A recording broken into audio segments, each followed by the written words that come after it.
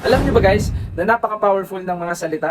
Sa pamamagitan lang ng mga salita ay maaari tayong makapag-encourage, makapag-build up at makapag-motivate ng mga tao. At ganun din sa kabilang banda, maaari din tayong makasira o makasakit ng tao dahil lang sa mga salita. At syempre sa ating mga sarili, kung ano ang ating madalas na sinasalita, yun ang nagiging direksyon ng ating isip at ng ating buhay. Bibigyan ko kayo guys ng isang magandang halimbawa na maire-relate din natin sa ating buhay pagnenegosyo. Kapag may isang bagay na gusto kang ma-achieve, halimbawa yung pagkakaroon ng passive income earning asset. Kung ang madalas sinasabi mo ay hindi mo afford yan, hindi ko afford yan, hindi ko kakayanin yan, most likely, yun ang mangyayari sa iyong buhay. Hindi mo talaga ma-afford, hindi mo talaga kakayanin na magkaroon ng passive income earning asset.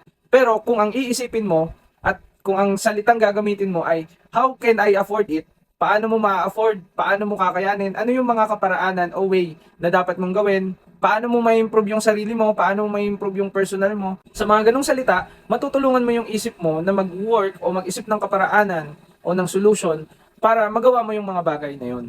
Kaya imbis na ang sinasabi natin palagi ay I cannot afford it, hindi ko kaya yan, gawin natin na ang salita natin ay how can I afford it? Paano ko kakayanin o paano ko ma-afford yan? Follow us for more videos.